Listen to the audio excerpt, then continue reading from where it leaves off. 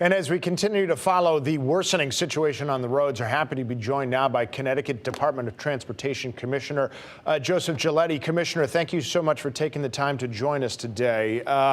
First things first, what is the scope of the problems that you can tell from where you are? Do we know how many accidents, how many problems there are out there that you're being forced to keep an eye on?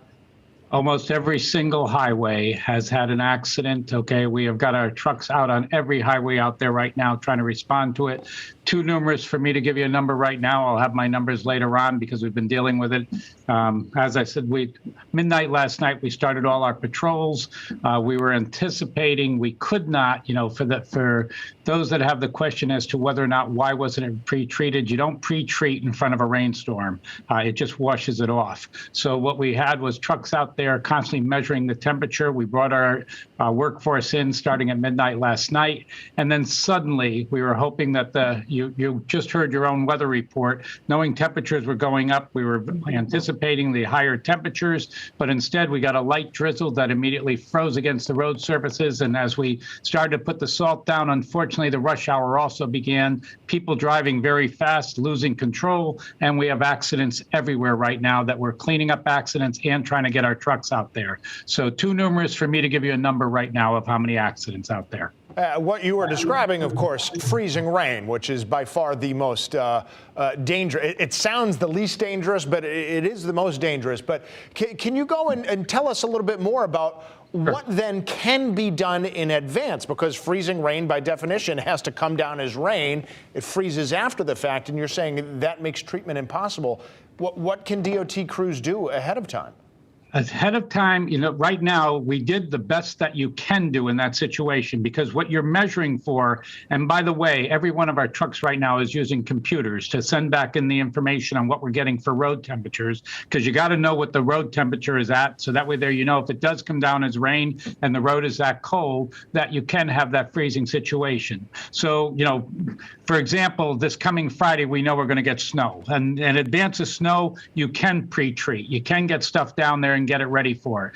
This is the worst of situations when you don't know when it's going to hit and you don't know if it's going to come as rain or if it's going to turn around and turn into ice. So the best you can do is get your trucks out there. The worst thing that can happen is everybody gets out on the road. One of the things I'd like to put out as a message right now, since I have the ability to use you for public service, people are getting out of their cars when they're stuck in traffic. They're slipping on the roadway surfaces and adding to the hazards that's out there. Do not get out of your car when you're stopped on the highway. The roads are slick. Do not go and do that. Do not add to an already, tenuous situation that we have out there. So when you say, what can we do? In terms of normal snowstorms, in terms of normal ice storms, we can go and handle that. We have not had this particular set of occurrences where just before the sun is coming up, okay, the rain comes down and freezes on us. And obviously, if we could have waited another hour or two and people could have stayed home for another hour or two, we would not have had the traffic out there sliding on the highways, and we could have been putting salt down as it was turning to ice. But, trying to do that while you're also dealing with traffic became a very challengeable situation. So and forgive me if you answered this in some degree just a minute ago, what then are the DOT crews doing right now that things have already iced over? Obviously, it's just as slippery for their trucks as it is for everybody else.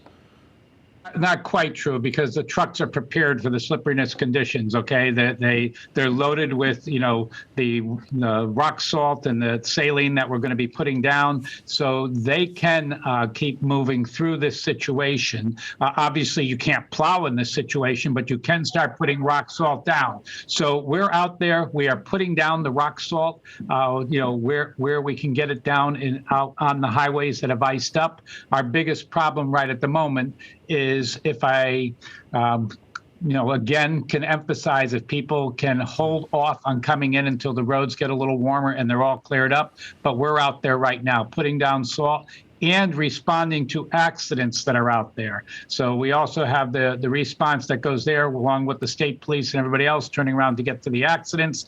And as we're clearing those accidents, we're also clearing the road in front of those accidents. So as we clear up the scene, we can at least have salt out in front of those scenes to make sure that the rest of the drive can continue okay. But I have to urge people, please drive slowly. It's icing conditions. And until we get a little bit warmer and a little bit more of, if it's going to be rain, the rain that will wash away the ice, we need to keep that coming along. Last question, Commissioner. I know you told people who are on the side of the road what not to do, specifically getting out of their cars.